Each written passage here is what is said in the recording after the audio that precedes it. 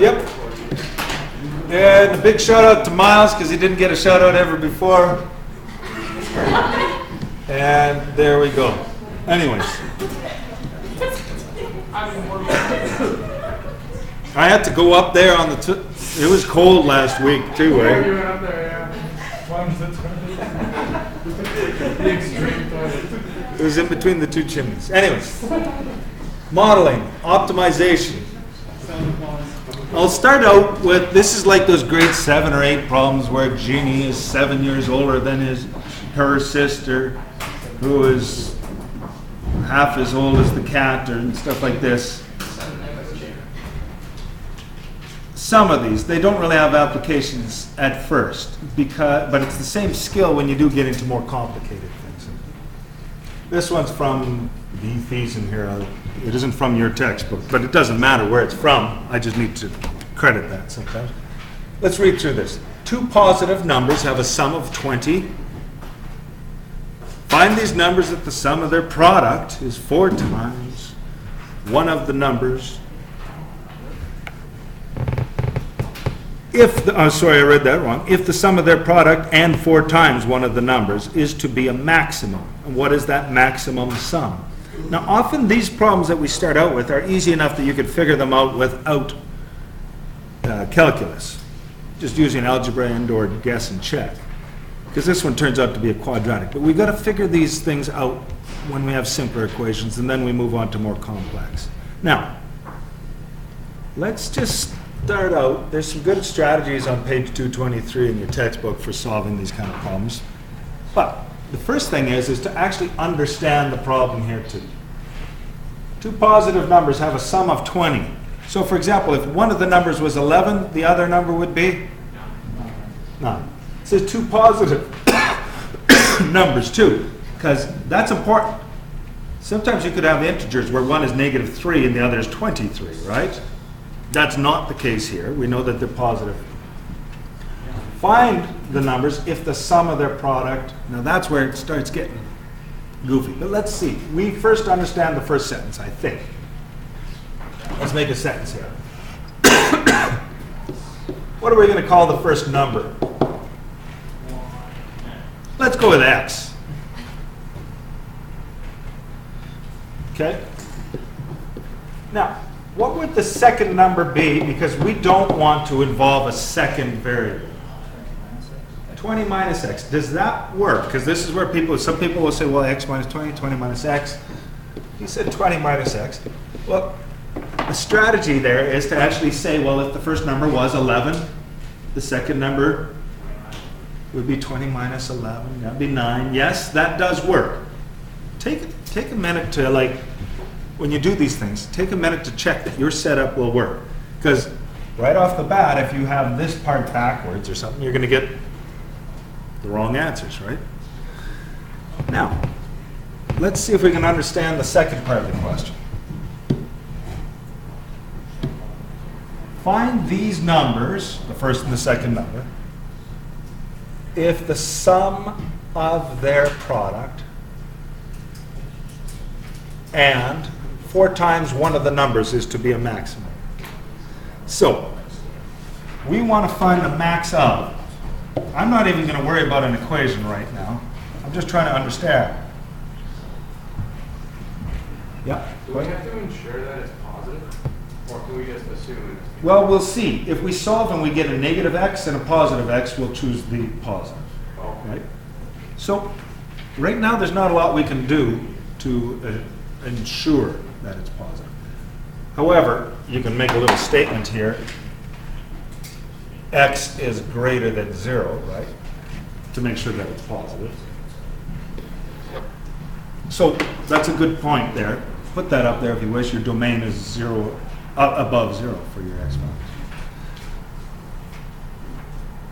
It does not say that these numbers have to be whole numbers either, does it? It could be 6.2 and stuff like this. But anyways, back to this here.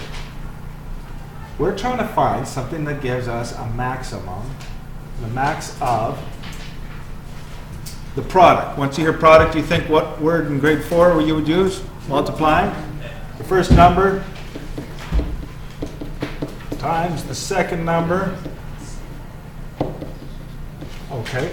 If the sum of their product, so sum means added, and 4 times one of the numbers. Okay. 4 times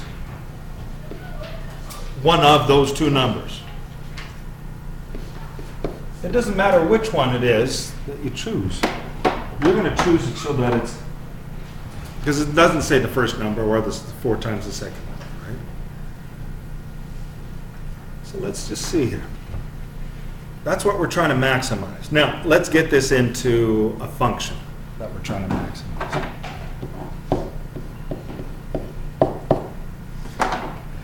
We've got expressions for the first number and the second number. We'll use x times 20 minus x added to 4 times, which would be the easier, because it doesn't say the first or the second number, a number. Definitely use the x expression. You could use the 20 minus x expression, but there's more chance for error. You'll still get the same 2 numbers out of it. Okay, does everybody see where that comes from? Some people have a knack for this, and they can do it without thinking too much. Just skip right into it. Now, at this point, I think you can see you can get an expression like this. Get this expression where it's easy to do calculus on it, because we want a maximum, we're going to want to do a derivative on it, right? So, come up with a simplified f of x. Don't factor it. Simplify it, though, so that you can do a derivative on it and find f prime of x. And we'll see from there. I'll give you guys a minute. Do we then find the derivatives? Yep, because you want derivatives whenever you want a minimum or a maximum, right?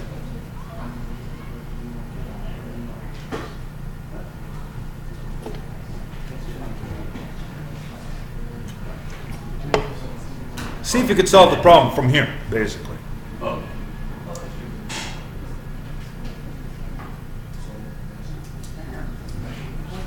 You guys work away, I'll work away. We'll compare answers in a minute. I'll show lots of steps.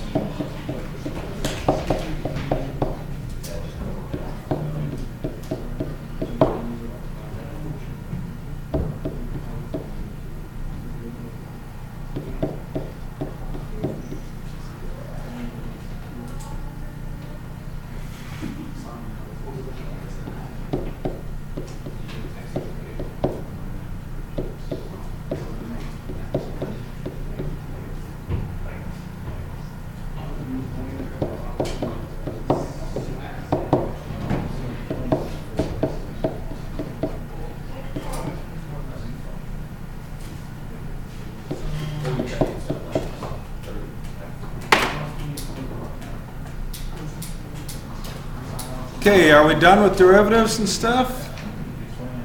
Yes. Okay, hopefully I multiplied that up. Now, I mentioned that you could solve this one without calculus. And at this point right here, if you were in pre-calc, 30, no calculus used. How do you know that you'd find a maximum point just by looking at that equation?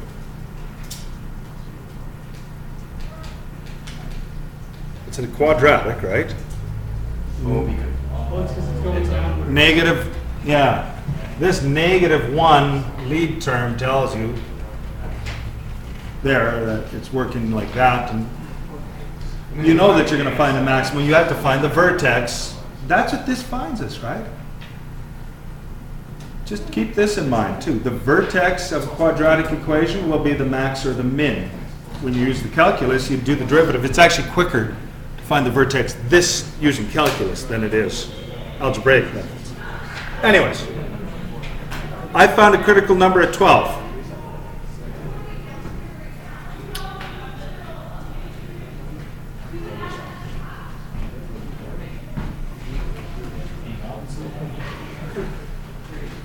Now,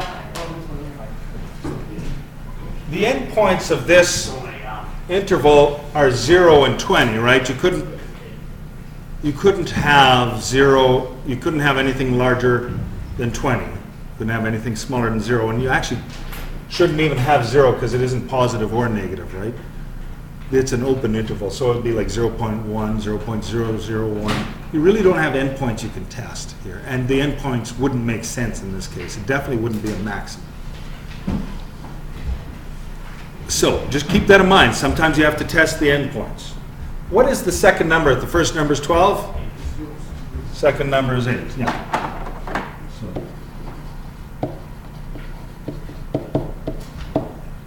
8. Now, is that really answering the question? Two positive numbers. Find these numbers. Okay, that's part of it. And what is the maximum sum? So these are the two numbers, right? What is the maximum sum? How could you easiest find the maximum sum? There's a couple of ways you could do it. You could actually take 8 and 12 and just say, well, 8 times 12 plus 4 times the 12, right? And you'll get it that way. What does f of x describe? What is that function? We made it up together. Well, I kind of made it up. But what? That is the function. This is sort of a simplified version of this, right? You could just toss 12 into that equation as well. F of 12. This is the function that takes the product of the two numbers and adds 4 times the 12 in this case. So, you could say the max sum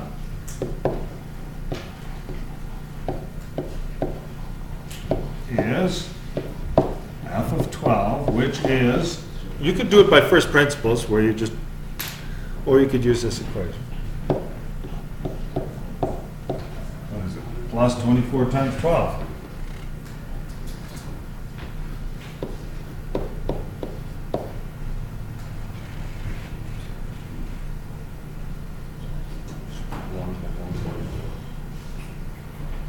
Negative 144.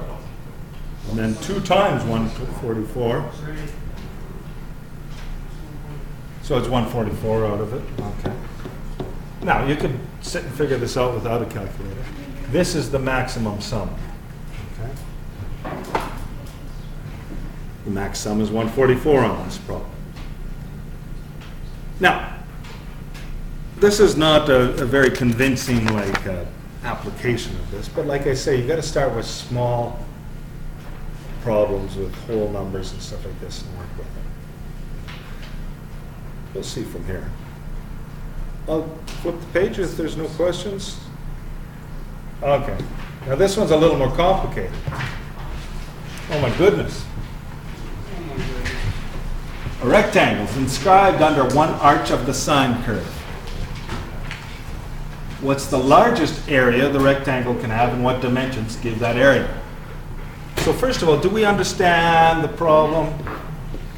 It's a real problem. Sine curve, right? Now,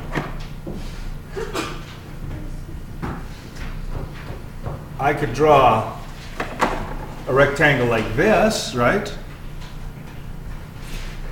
Is that going to be the biggest? Because we want to maximize. Or I could draw a skinny rectangle like this, right? It fits under there. Or is it somewhere kind of like this picture suggests, somewhere in between? I think it's somewhere in between, right?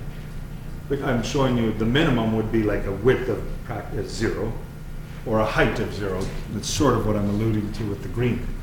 Do we understand the problem? You're trying to fit a rectangle underneath there. Now, this gets really abstract in some ways. What we're going to wonder about is this P point. We know this is sine, so 0 right here at the corner, right? And we wouldn't want a height of 0 for our rectangle. Let's just see what we do know. Let's label some things in here. We know this is 0 here. What's the maximum height on a sine curve? 1, okay. That's right at the center. Right here, what's the x value where it completes that half loop? It's pi, yeah.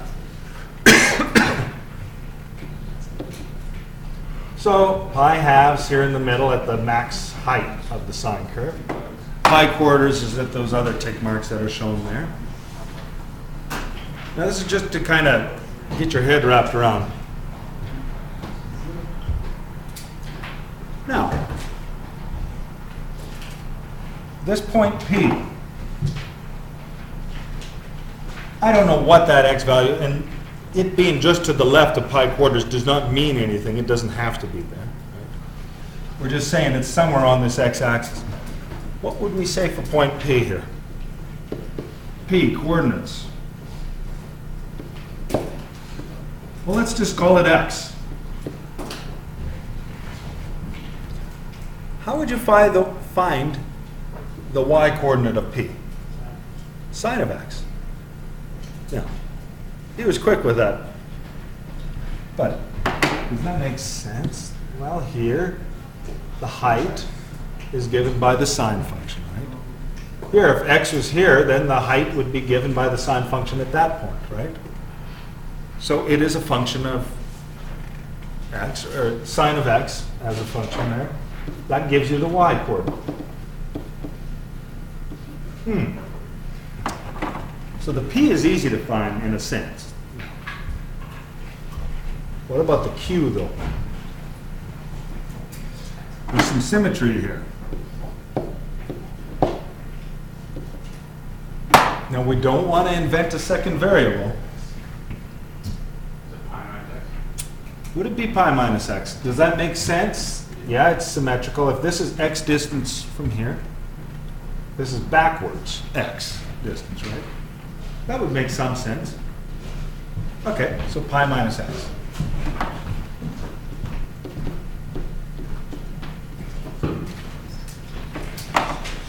It's a rectangle, so what do you know about the height of Q? It's the same height. So you might want to say it's the sine of pi minus x, which is correct. But isn't it simpler to just say sine of x? Because it's the same height? Okay.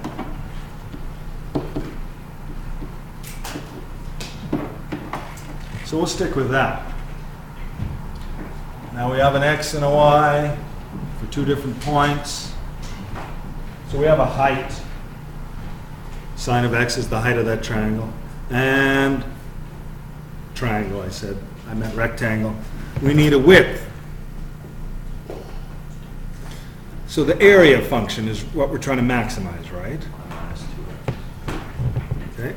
Pi minus 2x, you're saying? That makes sense to you, and it's probably correct. It is. So the area is length times width, right? But let's, in this case, we often think of it as length times width. Let's think of it as base times height, though. That makes no difference, but area.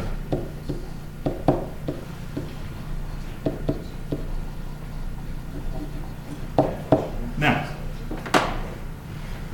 it was already suggested what the base is as a function of x. So area, I'm going to just call it A with a little x in here. Why do I put that variable there? It means that it's a function of x. I'm not using length and width or base and height, b and h. You said, and correctly, pi minus 2x.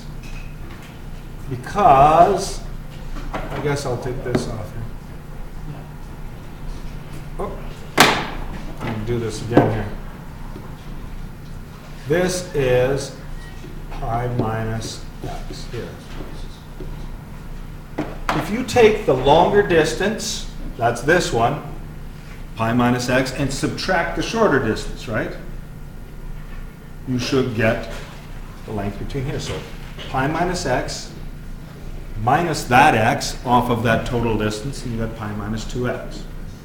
Actually, did you say pi minus 2x or just pi minus? Yeah, I think you did. Okay.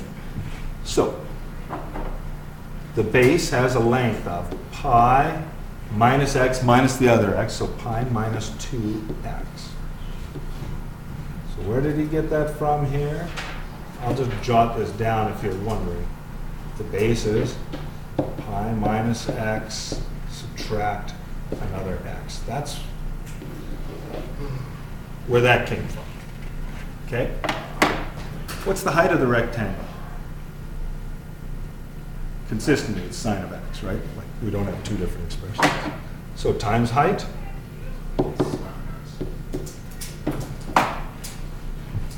Sine of x. Now what? Second derivative? Well, we want to maximize, what do we want to maximize here? What is the largest area? We want to maximize area, okay. So we find the derivative at least, right? And then if we get a critical number there, that this is the area function. If we get a critical number here, it should be either the maximum or minimum area, right? Now the minimum area we can logically see is 0, right? A height of 0 or else a width of 0. So we won't be interested, and it'll be pretty obvious where those ones come through. That'd be where x equals 0 or else x equals pi halves, right in the middle. So we've got to do this derivative. What kind of rule? Do you want to do anything to this first, or do you want to just... I think it's actually good to go with this one as is. Derivative of the first thing itself. So to maximize this, a prime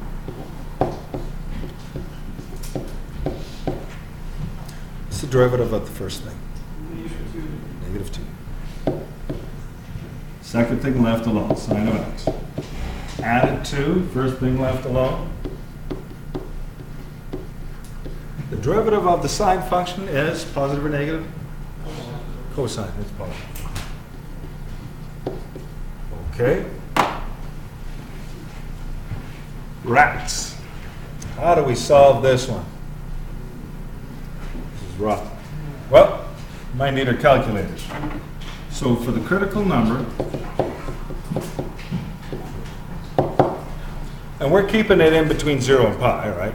Because you know how sine and cosine functions, you can go on forever and get an infinite number of solutions. So 0 is equal to this function here. I'll just keep it like this. And I'm going to let you know, use your calculator for this one. And that was intended right off the get-go because this one doesn't work out with nice like pi thirds and stuff like this for this solution. Okay? So, how do you solve this on your calculator? Any ideas? Tell me. You guys all get your calculators out. It's the first step. I'm going to get my calculator out. Yeah, we're going to graph it and find the 0. You got it. So I'm going to just pull up my screen again here and then calculate that. I'll get rid of my old one. So, -2, this is fuzzy on here, sine x plus bracket pi, isn't it minus 2x? Yeah.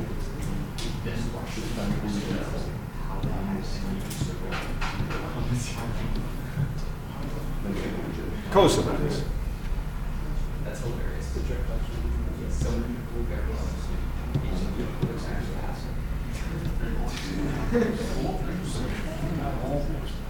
Now, I'm going to just take a look through my...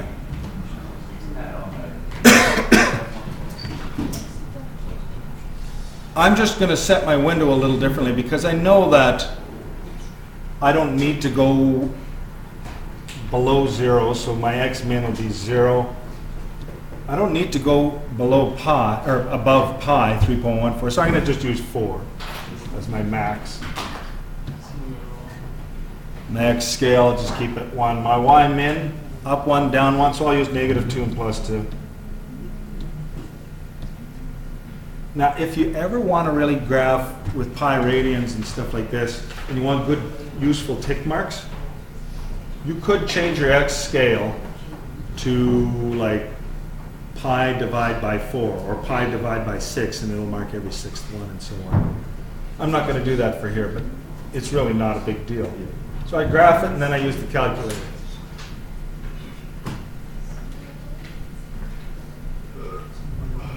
Oh, I forgot something. What I'm graphing here, I said negative 1,000. Totally wrong. What's that? I forgot I wasn't graphing the just sine of x anyways, but it worked out fine anyways. It all fits on here. So you're looking for the 0, right? It's pretty obvious where the 0 is, but we got to use the calculation feature. Could you show me your, Entry? yes. Okay. I will in a second here.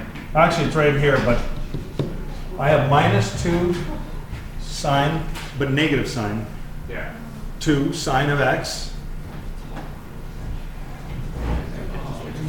Did I not use add? You missed the. I missed, yeah, I know. Totally wrong. I've got it wrong. I'm going to insert. Thanks, man. Oh, that's fine.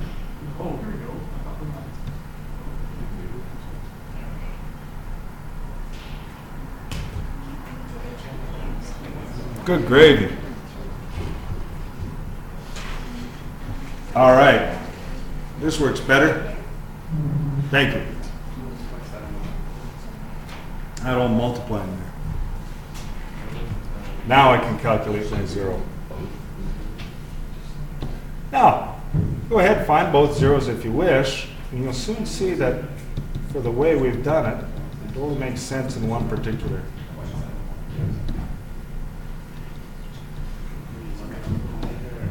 I'm putting the 1 in between those two values.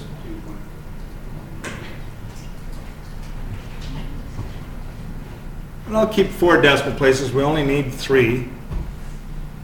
What do you guys get as a 0? That. 0.71046, etc., right? And 2.4311. Okay. From the graph, x equals 0.71046. I'll stop there. And like you said, 2 point, and so on. Now, what would happen if we think in the context of our problem, though? Why would we only use the decimal 7 one? Consider that one. That's x. This x should be less than pi halves, right? Should be less than 1.5-ish. The other one, the 2 point, it actually is going to turn out to be that one, I bet, right? But if you try plugging in the 2 point something or other in there and you said, well, the other coordinate is 3.14 minus x, it's just not going to work. What do you want us to Label? label? Or break down? Okay, I got you. What is the problem asking then? We got to revisit this. We'll see. What is the largest area it can have and the dimensions of that area? So we will want the length and the width. But you know what? We actually don't need the actual x coordinates. No, because we can go base times height, right? You could do it as just base times height, yeah. Can we sub it into our, You could sub it into your formula, is another way. The area formula. So there's 2 ways that I could see that are pretty obvious to find the maximum area. And really only one obvious way to do the dimensions. So, let's think of this here. The base and the height. What do we want to do first, base and height? Okay. So the base, what is a value for the base here? Now, I'll just stop though. Is there any questions about how we did this on the calculator? No? Okay. We already said the base is basically pi minus x, pi minus 2x, right?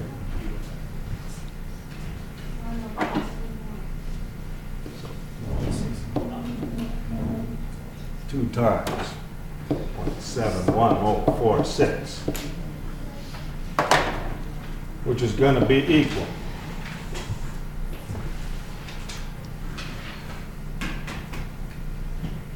I don't know. 1.71046 1.72, 067? Now, as long as you have 3 decimal places, you're fine. Like I've said before, it bothers me because in physics and chemistry, you use different rules for significant digits. But that's what we would say. Anyways, they want at least 3. So you're always safe keeping 4 or 5. Okay?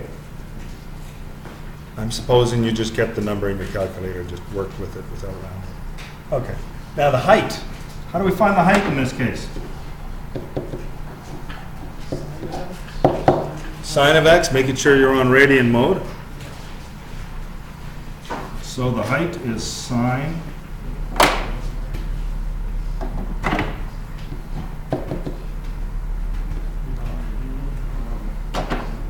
0.71046. Now, a lot of you aren't used to doing this in radians without saying like 3 pi halves or something like this. But this is like that. Okay? It's got the pi built in if you want. It's radians. And off the top of my head, I haven't the foggiest what this will come out to be.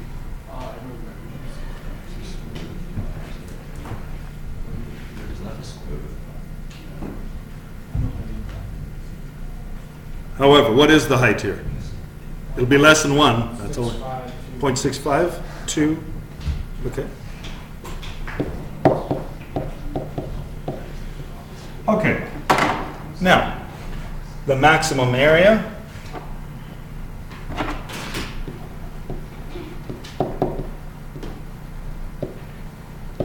As long as you clearly present it. You could just take these, this is a rectangle, so just multiply the 2 numbers. If you wish, you could start, if you weren't asked for the base and the height, it would be quickest to just use this function right off the get-go.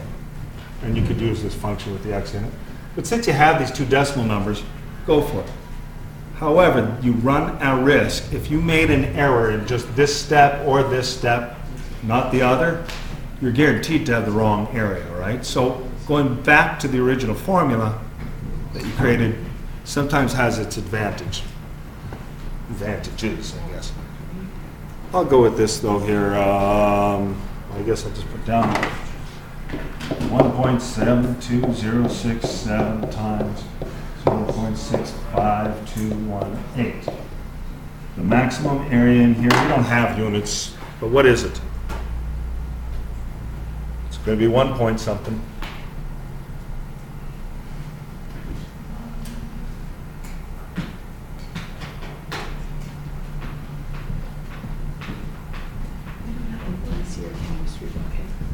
No, I can't think of something. Sorry. No, I'm just trying to find, build something for my 21s.